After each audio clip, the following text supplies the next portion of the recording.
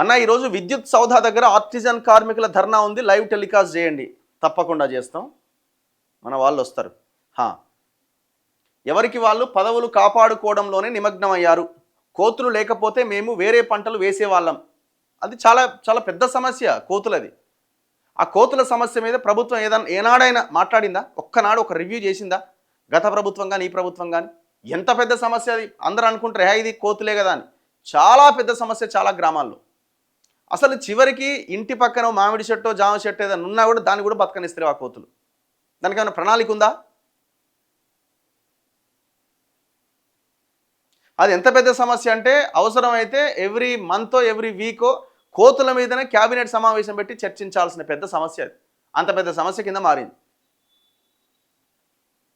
ఇప్పుడు ఇంతకుముందు గ్రిల్స్ హైదరాబాద్లో ఏమో మనం ఇళ్లలో చూస్తాం, హైదరాబాద్ ఇళ్లలో దొంగలు రాకుండా. ఊర్లలో కూడా గ్రిల్స్ పెడుతున్నారు, ఐరన్ గ్రిల్స్, కోతులు రాకుండా. వర్షాలు బాగా పడి వరి సాగు చేస్తున్నారు. అన్నగారు ఏంది, నిన్నటి రోజున మీరు చేనేత డ్రెస్ వేసుకున్నారు, రోజు కూడా అలాగే చేనేత డ్రెస్ వేసుకొని చేనేత కార్మికులను ఆదుకోండి. ఇప్పుడు ఒక్కరు చేనేత డ్రెస్ వేసుకున్నంత మాత్రాన ఇంకో చేసినంత మాత్రాన చేనేత బాగుపడదు. ప్రభుత్వాల మీద ఒత్తిడి తెచ్చి పాలసీలు ఇంప్లిమెంట్ చేయడానికి ప్రయత్నం చేయాలి. సో దాంట్లో ప్రధానంగా ఈ పద్మశాలి సంఘాల గురించి మీరు కమెంట్ పెట్టారు కాబట్టి నేను చెప్తున్నాను. ఈ సంఘాలు యూనియన్ లీడర్లు ఫస్ట్ మారాలి. మీరు ఫీల్ అయినా నాకు ఇబ్బంది లేదు, కానీ నేను ఉన్న వాస్తవం చెప్తున్నా. ఆ కార్మికులు ఆ చేనేత మీద ఉన్న కొంత అవగాహనతోటి మేము అదే సామాజిక వర్గం నుంచి, అదే మా తల్లిదండ్రులు అదే చేనేత చీరలు నేసి మేము వచ్చినాం కాబట్టి, ఇంకా మేము అదే పనిలో ఉన్నాం కాబట్టి, స్టిల్ ఈ సమయానికి కూడా అదే పనిలో ఉన్నాం కాబట్టి చెప్తున్నాం. 14 ఏళ్ళు అవుతుంది, 14 సంవత్సరాలు అవుతుంది చేనేత సహకార సంఘాలకు ఎలక్షన్స్ లేక. పద్మశాలి సంఘం ఉంది కదా, యూనియన్స్ ఉన్నాయి కదా, మరి ఏం కొట్లాట మీరు చేశారు ఇంతవరకు చెప్పండి? ఒక ముఖ్యమంత్రి ఇంటిని ముట్టడించారా? ఒక జౌళి శాఖ మంత్రి ఇంటిని ముట్టడించారా? ఇందిరా పార్క్ దగ్గర ఏమన్నా ధర్నాలు చేశారా? ఏం చేస్తున్నారు? వీళ్ళంతా ఏమైపోయిందంటే ఇందులో కొంతమంది జెన్యూన్గా ఉన్న కొంతమంది లీడర్ల దగ్గర చెంచాగిరి చేస్తున్నారు. ఇప్పుడు అట్లాంటి వాళ్ళని మీరు లీడర్లుగా ఎన్నుకోవడం వల్ల వాళ్ళు ఎట్లా మాట్లాడతారు? వాళ్ళు వాళ్ళ పదవుల కోసమో లేకపోతే ఏదైనా వాళ్ళకి కావాల్సిన వాటి కోసమో ఆ మంత్రుల దగ్గర ఉంటారు తప్ప, ఆ మంత్రికి ఎదిరించి మాట్లాడే వాళ్ళు ఎక్కడున్నారు? అవకాశం లేదు కదా. ఎప్పుడైతే ప్రభుత్వానికి వ్యతిరేకంగా మనం నిలబడి పోరాటం చేస్తామో, ఎప్పుడైతే నిలబడి మనం క్వశ్చన్ చేయడం స్టార్ట్ చేస్తామో, ఈ కమ్యూనిటీ ఓట్లు పోతాయేమో అని అనుకున్నప్పుడు మాత్రమే నిర్ణయాలు వస్తాయి. కానీ ఆ ప్రయత్నం ఇది ఇంతవరకు 14 ఏళ్ళు అయిందండి. సొసైటీలకు ఎలక్షన్స్ లేక 14 ఏళ్ళు అయింది. మాట్లాడేటోడు ఎవడు? 14 ఇయర్స్, 14 నెలలు కాదు, 14 సంవత్సరాలు. అన్ని చేనేత సహకార సంఘాలు మొత్తం మూసేసి ఉన్నాయి. కొన్ని ఏవో గిడ కొయ్యలగూడెం అని ఉంటుంది, కొండా లక్ష్మణ్ బాపూజీ గారు ఈ చేనేత సహకార సంఘాలు ప్రారంభించారు. ఆయన ఆశయాలను నిలబెట్టడం కోసమైనా ఆ ప్రయత్నం చేయాలి కదా, ఆ పోరాటం చేయాలి కదా. మేము ఒకసారి పోయినాం, ఆ కొయ్యలగూడెం పోతే ఆయనదే ఉంటుంది ఫస్ట్ సభ్యత్వం ఆ రిజిస్టర్లో. కొండా లక్ష్మణ్ బాపూజీ గారి మొదటి సభ్యత్వం చౌటుపల్ దగ్గర ఉన్న కొయ్యలగూడెం చేనేత సహకార సంఘంలో ఉంటుంది. వాళ్ళు ఏదో ఆ లోకల్గా కొంత ఉత్పత్తి అవుతుంది కాబట్టి నడిపిస్తున్నారు. మిగతా అన్ని విలేజెస్లో మొత్తం క్లోజ్ అయిపోయినాయి. ఎంత దుర్మార్గం ఇది. దాదాపు 20-25 లక్షల పైన ఉన్న ఈ కమ్యూనిటీ సంఘాలు, యూనియన్లు ఏం చేస్తున్నాయి? అసలు ఆ కన్సర్న్డ్ ఎవరైతే నాయకులు ఉన్నారో, లీడర్లుగా ఉన్న వాళ్ళు ఉన్నారో వాళ్ళంతా ఏం చేస్తున్నారు? ఎంత అన్యాయం ఇది.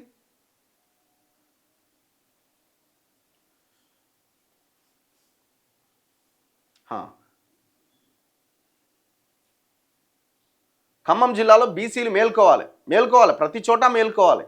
రైతు భరోసా ఏమైంది? ఇంకా గాలి తిరుగుతూ ఉంది, అది దిగనంటుంది పైనుంచి ముఖ్యమంత్రి. మరి ఏందో ఆయన రైతుల ఓపికకి సహనానికి పరీక్ష పెడుతున్నా, మరి ఏందో అర్థం కావట్లేదు. మరి వ్యవసాయం చేయడం చాలా కష్టం, జర్నలిజం చేసినట్టుగా దాన్ని మీరు చేయలేరు. ఎవరు చెప్పారు? మరి కష్టం చాలా ఈజీ అని చెప్పారు ఎవరైనా? చాలా ఈజీ అని చెప్పిరా? మాకు తెలియదనే చెప్తున్నాం. మరి ఉన్నది ఉన్నట్టుగా మాట్లాడుకోవాలా?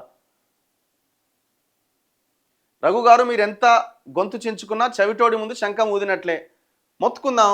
మొత్తుకొని చేంజ్ అయితే అవుతుంది, లేకపోతే ఎవరికి నష్టం అవుతుంది? ఇక మనం ఏమి మాట్లాడకుండా ఇంట్లోనే కూర్చొని సైలెంట్గా ఉంటే కనీసం ప్రజలకైనా విషయాలు ఏంటో తెలవాలి కదా. అట్లనన్నా పాజిటివ్, అట్లనన్నా కొంచెం ఏమన్నా చేంజ్ వస్తుందేమో చూద్దాం.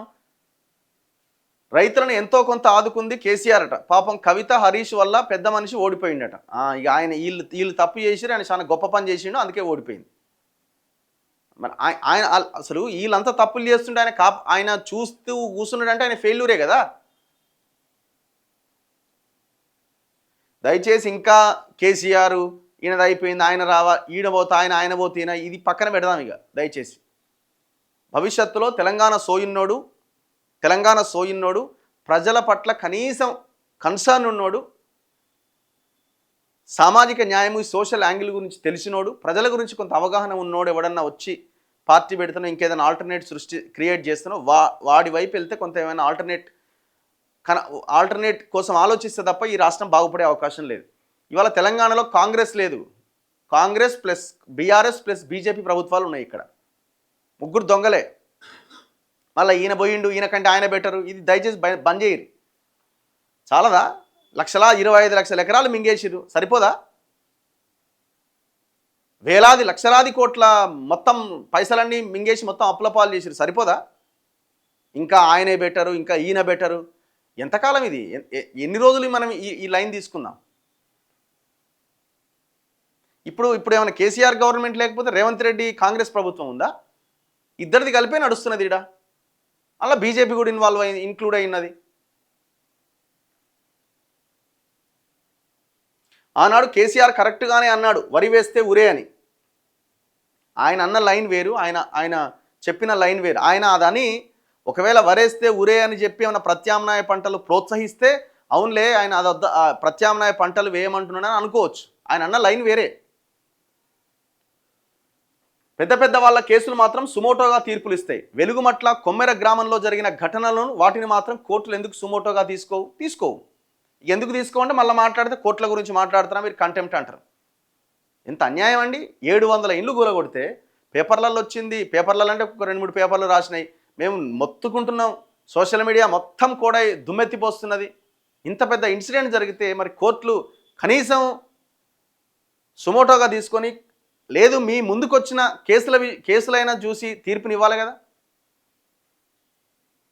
వస్తుందని అనుకుంటున్నాను, నాకు ఇంకా నమ్మకం ఉంది, చూడాలి. Need alternate in Telangana.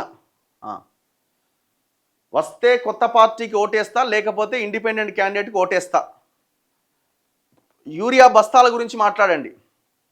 ఇది ఒక పెద్ద ప్రహసనం అయిపోయింది రైతులకు. పాపం ఆ యూరియా బస్తా రావడం అన్నది పెద్ద సమస్యగా మారింది. నర్సాపూర్ మెదక్ రూట్లో వరి తప్ప వేరే పంట వేయలేమన్నా ఫుల్ కోతులు ఉన్నాయట. Not only Narsapur Medak route, ప్రతి గ్రామంలో కోతుల గొడవనే ఉన్నది. ప్రతి గ్రామంలో ఉన్నది సమస్య. ఆశన్న గారితో ఇంటర్వ్యూ కాకుండా సమాజ హితం కోసం చేయవలసిన పనులు చర్చించండి అట. థ్యాంక్ యూ, అన్నీ చేద్దాం అన్న. ఇందిరమ్మ ఇండ్లు రాజీవ్ యువ వికాసం జాడలేదు. ఇంతకుముందు ఇచ్చిన ఇండ్లు కూడా అర్హులకు అందలేదు, పార్టీ కార్యకర్తలకు ఇచ్చుకున్నారు. అదే అంటున్నా కదా నేను. మీరు ఎమ్మెల్యేగా పోటీ చేయండి, నాకేం ఇంట్రెస్ట్ లేదు, అవసరం కూడా లేదు. వెల్త్ క్యాపిటల్ కూకట్పల్లిలో 350 కోట్ల స్కామ్ జరిగిందట. 2500 మంది బాధితులు ఉన్నారట. ఓకే, మీ నెంబర్ పెట్టండి, మన వాళ్ళు ఫోన్ చేస్తారు. అన్న మిలియన్ మార్చ్కి 15 ఏళ్ళు, నేను నిజాం కాలేజ్ శ్రీకుమార్ ఇద్దరం కలిసే విగ్రహాలు ధ్వంసం చేశామట. ఖమ్మంలో ఇంకో ల్యాండ్ ఇష్యూ ఉంది, బిగ్ ఫ్రాడ్. ఖమ్మం మొత్తం ఇటు సర్దుతుంటే, ఆ డిగ్గింగ్ చేస్తూ ఉంటే అన్ని కేసులు, భూములు, కబ్జాలు బయటపడుతున్నాయి. మా అధినేత విశారదన్ మహారాజ్ గారి ఆచూకీ ఎక్కడ ఉందో ఈ పోలీసు రాష్ట్ర ప్రభుత్వం చెప్పకపోతే రాష్ట్రం అగ్నిగుండం అవుతుంది. DSP and BC SC ST JAC నిన్న కల్వకుంట్ల కవిత గారు అండ్ విశారదన్ గారు కలిసి దీక్ష చేసినట్టున్నారు. ఎక్కడ? ఖమ్మంలో భూదాన్ భూములకు సంబంధించిన విషయంలో, వెలుగుమట్లకు సంబంధించి వాళ్ళని అరెస్ట్ చేసినట్టున్నారు. మరి గంత భయం ఎందుక? ఎవరు దీక్ష వాళ్ళు చేస్తున్నారు. అసలు ఇంతవరకు కన్సర్న్ మినిస్టర్స్ ఎవ్వడు అది భూదాన్ ల్యాండే, ఆ భూదాన్ ల్యాండ్లో వాళ్ళకి ఇండ్లు కట్టిస్తామనే స్టేట్మెంట్ ఇవ్వడానికి మీరు ఎందుకు జంకుతున్నారు?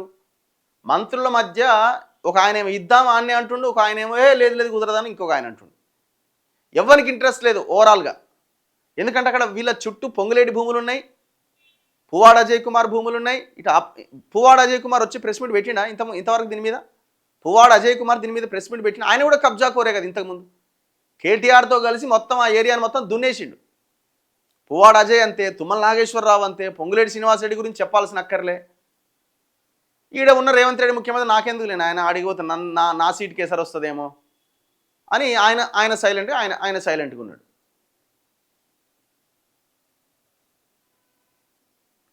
జూబ్లీహిల్స్ పంచాయతీ మున్సిపల్ ఎలక్షన్స్లో కాంగ్రెస్ గెలవడం వల్ల రేవంత్కు ఎక్కడ లేని ఊపొచ్చి అరాచకాలు చేస్తున్నట. అది బలం కాదది, అది వాపది, అదేమి గెలుపు కాదది. దాన్ని ఏమి పెట్టమనండి. మొత్తం మొన్న 10 మంది ఎమ్మెల్యేలు రాజీనామా చేసారు కదా, చలో ఎలక్షన్స్కి వెళ్ళమనండి.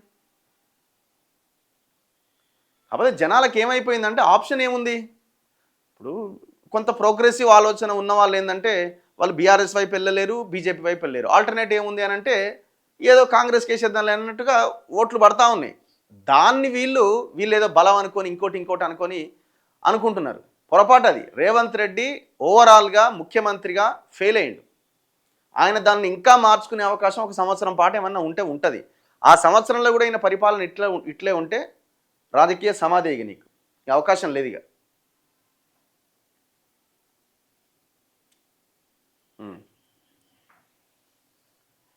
కామారెడ్డిలో ఫీజులు ఇష్టం వచ్చినట్టు వసూలు చేస్తున్నారట. వివేకానంద స్కూల్ యాజమాన్యం అట. మీ ఎమ్మెల్యే గారు చెప్పపోయారు? బెల్ట్ షాపుల గురించి మాట్లాడండి, హన్మకొండ మిషనరీ ప్రాపర్టీస్ గురించి మాట్లాడండి, రైతు భరోసా 5 ఎకరాలకు ఇవ్వాలి, సమైక్యాంధ్రనే బాగుందట. చివరికి అది అనుకోవాల్సిన పరిస్థితి వస్తున్నది. అన్న జాబ్ నోటిఫికేషన్స్ ఇంకా ఎప్పుడు వస్తాయన్నా మా ఓపిక నశిస్తుంది. బీజేపీకి అవకాశం ఇవ్వాలి, దానికి మీరు ఒకసారి ఒక మాట చెప్పలేరా? ఏం అవకాశం ఇవ్వాలా? ఇవాళ కాంగ్రెస్, బీజేపీ, బీఆర్ఎస్ కలిసే అధికారంలో ఉన్నాయి బ్రదర్. ఇక్కడ ఇంకా బీజేపీ ఎక్కడిది?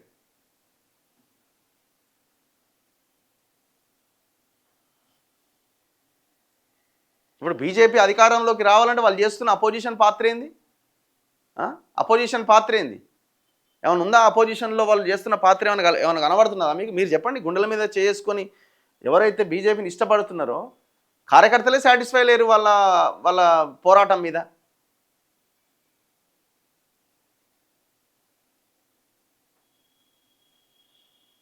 ఈ కమెంట్స్ చేస్తున్న వారిలో ఎక్కువ మంది ఓట్లకు డబ్బులు తీసుకొని ఓట్లు వేసిన వాళ్ళే అట.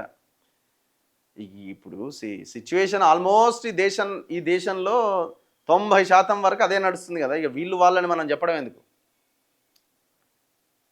ఢిల్లీలో దళితుడి హత్య గురించి మాట్లాడు. ఢిల్లీలో దళితుల హత్య జరిగింది, ఉత్తరప్రదేశ్లో హత్యలు జరుగుతున్నాయి, గుజరాత్లో జరుగుతున్నాయి, తెలంగాణలో జరుగుతున్నాయి, అంతటా జరుగుతున్నాయి. దళితుల మీద, అణగారిన వర్గాల మీద హత్యలు, మానభంగాలు ఇవన్నీ. అన్న మునుగోడు డెవలప్ లేదట. మరి మీ ఎమ్మెల్యే గారు ఏడున్నారో అడగపోయారు? విజయ పాల బిల్లు వస్తలేదట. రైతు బంధు రాదు అంటవా? మీరన్నా కరెక్ట్గా చెప్పండి. 100% వస్తుంది బ్రదర్. అది కాకపోతే ఏంటంటే ఆయన ఇంకా పరీక్షిస్తూ ఉన్నాడు, సమయం చూస్తున్నాడు. ఎలక్షన్స్ లేవు కదా. ఇప్పుడు ఎలక్షన్స్ ఉంటే వేద్దాం అనుకున్నా, ఎలక్షన్స్ లేవు కదా. ఇబ్బంది పడుతున్నట్టుండే, వేయాలన్నా వద్దా అని. సెంట్రల్లో ఆల్రెడీ బీజేపీ ఉంది. దాని మీద మీ ఒపీనియన్ ఏంది? ఏముంది ఒపీనియన్? ఇప్పుడు మొన్న రష్యా నుంచి చమురు కొనుగోలు చేయాలంటే 30 రోజులు నీకు అవకాశం ఇస్తున్నా, కొనుక్కోపో అని మనకేదో తాత్కాలిక పర్మిషన్ ఇచ్చింది కదా ట్రంప్. అట్లుంది మన పరిస్థితి. ఎవరి మీద ఆధారపడుతున్నాం? మనంగా పనిచేస్తున్నామా, వేరే వాడి మీద ఆధారపడుతున్నామా? సరే, అది పక్కన పెట్టండి. ఓవరాల్గా ఈ దేశంలో జరిగిన డెవలప్మెంట్ ఏంది? ఏం మారింది? 12 సంవత్సరాలు అవుతుంది కదా వీళ్ళ అధికారంలో ఉంది.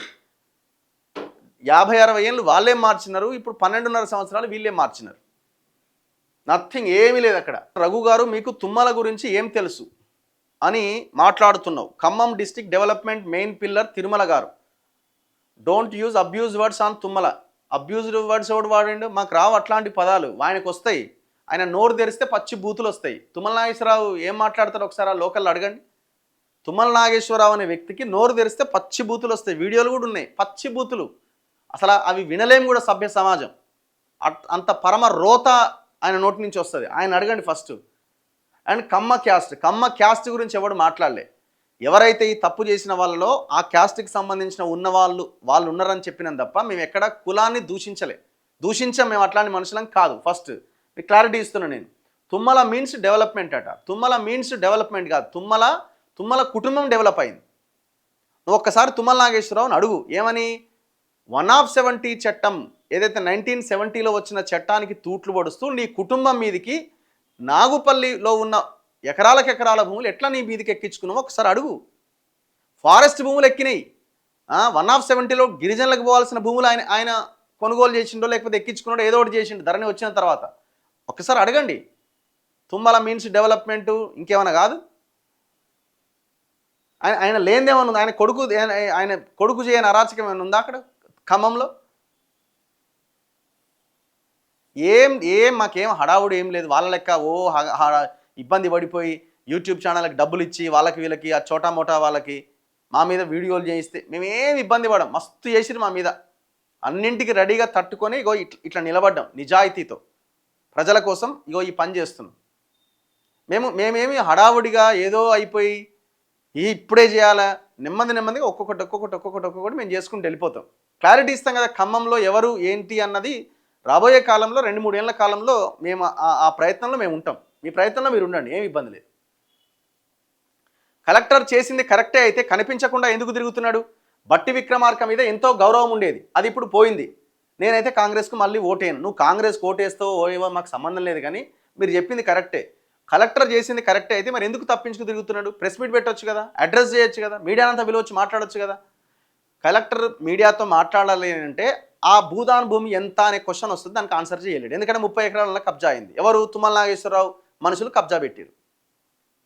దాని గురించి క్వశ్చన్ అడుగుతారు కదా, అందుకే ఫేస్ చేయలేడు. మంత్రి కూడా ఫేస్ చేయలేడు. అసలు విషయం ఏంటంటే అడిగేటోళ్ళు కూడా లేరు కదా. ఇంత పెద్ద మూమెంట్ జరుగుతుంటే ఈ పేపర్లలో, సోకాల్డ్ పేపర్లలో ఒక్కడన్నా వార్త రాసిండా?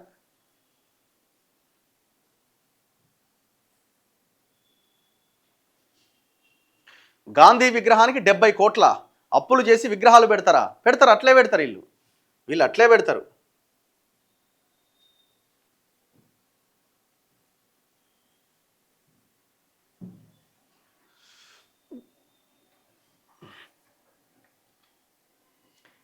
ఇప్పుడు రేవంత్ రెడ్డికి చివరికి ఇప్పుడు మనం కూడా మాట్లాడేటప్పుడు క్లారిటీతోనే మాట్లాడాలి. ఇప్పుడు అందరూ దాని ఒక ప్రచారం చేస్తున్నారు. విగ్రహానికి 5,000 కోట్ల, విగ్రహానికి 5,000 కోట్ల అని. ఇక రేవంత్ రెడ్డికి సందు దొరికింది. విగ్రహానికి కూడా 5,000 కోట్లు పెడతాడండి అనుకుంటా స్టార్ట్ చేస్తున్నాడు.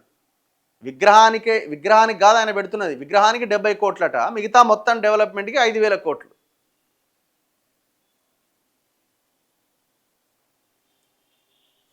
ఆడ విశారదన్ మహారాజ్ ఆయన ధర్నా చేస్తే ఆయన అరెస్ట్ చేసినారు. ఎందుకంత భయం?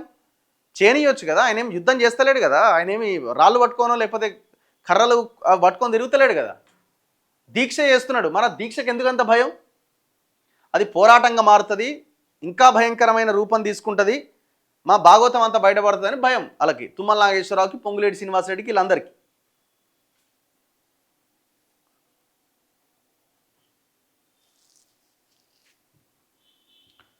ఈనాడులో వెలుగుమట్ల గురించి పెద్దది రాసిరా, ఇవాళ పేపర్లో రాసిరా.